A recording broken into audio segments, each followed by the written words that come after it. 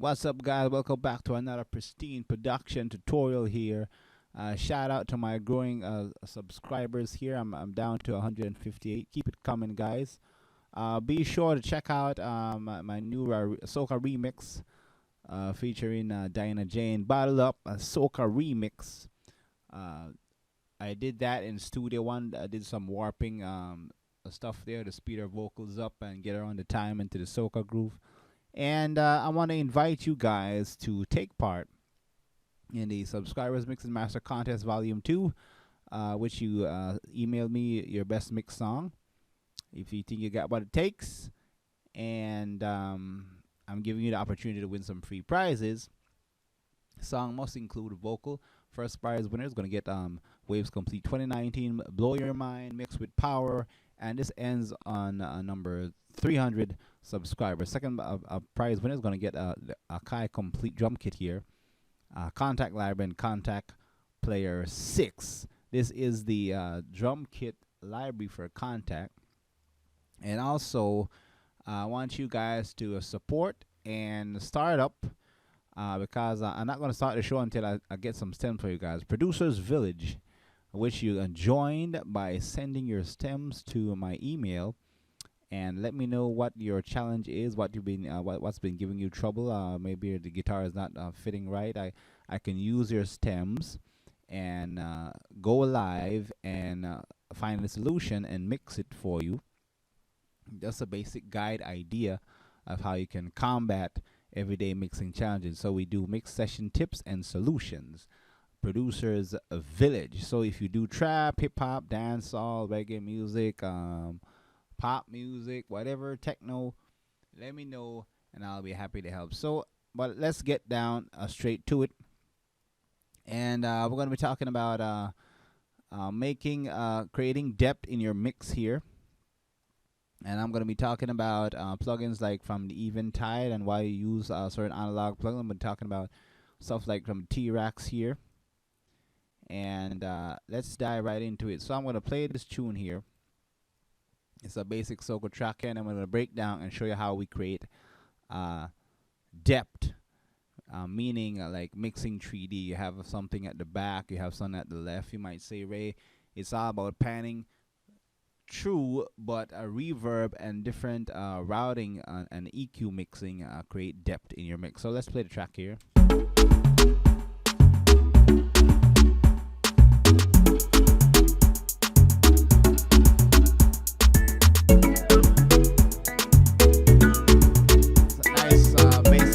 Track here.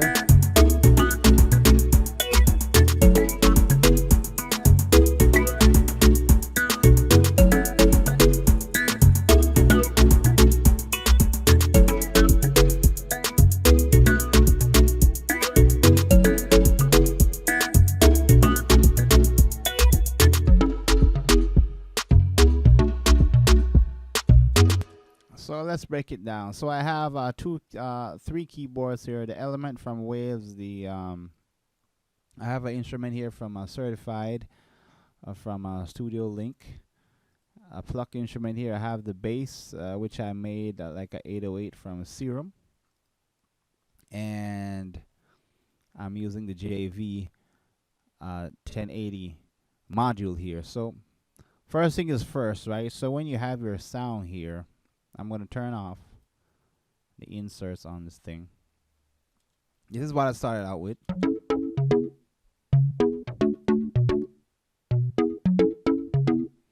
Now, it doesn't sound bad, right? But what I would encourage you to do is try to make sure you adjust your sound with the built-in effects here. For example, I can control the attack here with this thing. I do the slider. I can change the sound.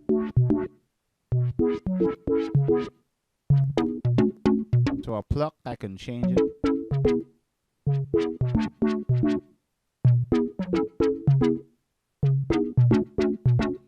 That sounds pretty organic, so I'm going to work it out. Here I have the reverb as well. But I'm going to use my own reverb. So experiment with the knobs that come with your instrument so you can make it sound a little bit more interesting. So first of all, whenever I process a sound, I'm going to use the analog plugs, and I don't need to tell you guys why you need to use, or why it's a high recommendation to use analog plugins, because you get flavor, you get excitement, the best of both worlds, rather than just using a plain digital plugin. So I wanted to find the sweet spot in this sound here, this pluck sound. So I pulled up the SSL channel here, and remember, guys, doing less is more. If you find yourself boosting a whole lot of crazy frequency, you don't know what you're doing, then chances are you might mess up your mix. So I add a little bit of top end here, off, on,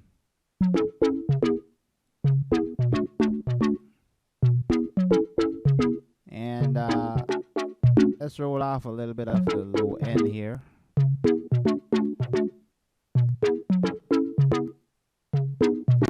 And I'm also hearing a little bit of resonance here, so I'm going to pull up the Q10, or the surgical EQ only, right? I can do this with analog EQ, but it's much faster. Like I said, best of both worlds. I use digital EQ for surgical EQs, or surgical process only. The rest of mixing and flavor, I go with analog, right?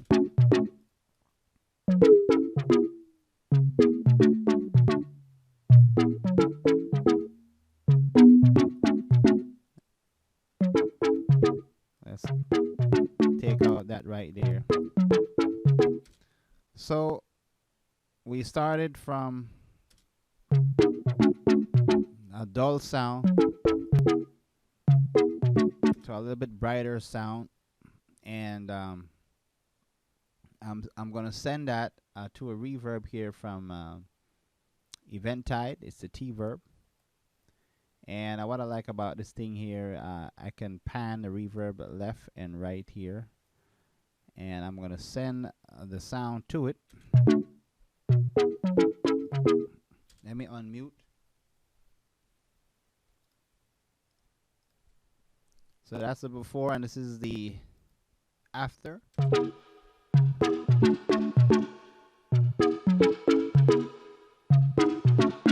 So I could pan the different mics here to create my sound. I could put mic 2 over here, put it at the back there.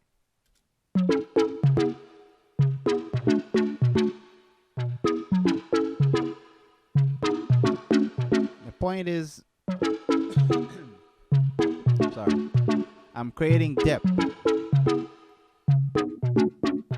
It's better than having a dry sound, right? And then I'm sending it to the harmonizer here from Eventide to get a little bit more space here, because this is 2019. You want more space in your mix.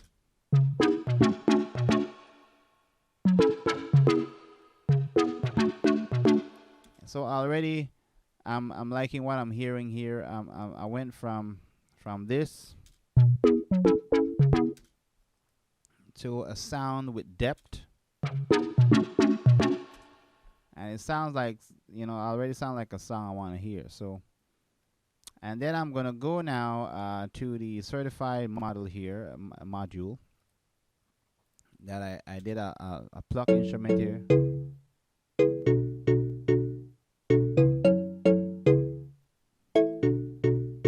Now, a tip, guys, don't be quick to add reverb to everything. Know what you're doing. If you're adding a lot of reverb in your mix, turn off some of the reverb while playing back the mix. See how that feels, because mixing is all about feeling. Certain things you don't need a lot of reverb. So I have the first pluck instrument here with reverb. The second one, but the second one is still a little bit dry. So what I'm gonna do, I'm gonna bring up the British channel here from T-Rax, and I'm gonna add a little bit of top end. I'm gonna take out a little bit of mid-range here, and also I'm gonna use the expander to make it a little bit more tighter. So I'm gonna play the before and after. So listen to the high end and listen to the tightness of the sound here. This is before, after. off, playing dull, on. I'm getting a little bit more punch here. And also I went ahead and added another instance of T-Rex here, the studio reverb. And I'm putting the reverb directly on this track because I want to separate it a little bit more. So here we go. Let's see how that sounds with the first instrument here.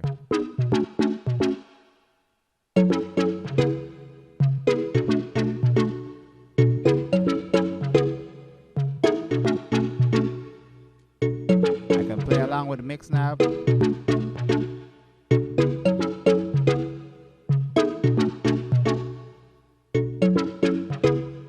So I'm getting a little bit, I'm making this pluck instrument step back a little bit, but still up in front of the first sound. So I'm creating a depth there. And then I went ahead and sent it also to the T-verb just to get a little bit more space.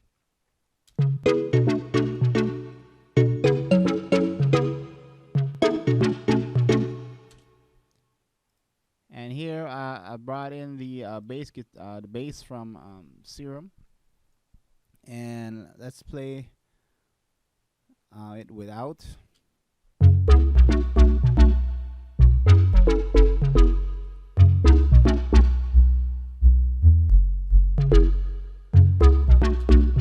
So this is an 808 kind of sound, so I didn't want too much bottom end. I'm still going to keep a lot of bottom end, but I'm going to roll off about 79, 80 there. And I'm going to dip a little bit of 450 here, about 1 dB. So I get a more balanced bottom. And always balance off your bottom end bass, guys, because sometimes the upper mid is too high, there's too much low. You got to balance the bass. And that is one of the secret how you get great mixes, right? So before, after, bass get a little bit tighter.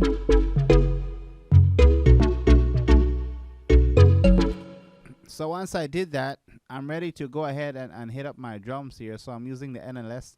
Most of the time, I'm slapping this across any sound because I wanted to get loud. Excuse me. I wanted to get loud. Not loud, distorted, but powerful and present while it's getting warm. So let's play the drum without the SSL.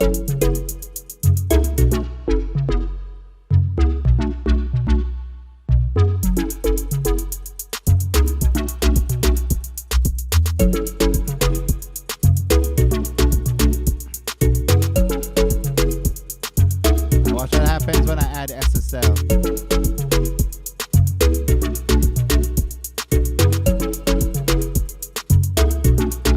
Channel strip.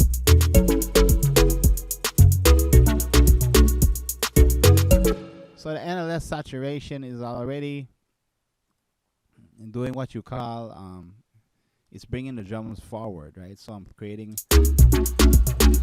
that depth there. And I'm gonna add the JV here. I'm adding a little bit of NLS. I'm cranking the drive all out, man. And I'm doing a little bit of high pass here, getting rid of stuff I don't need. Just locking on the frequency that gives the sound that special something I want, and then I get rid of the rest, right?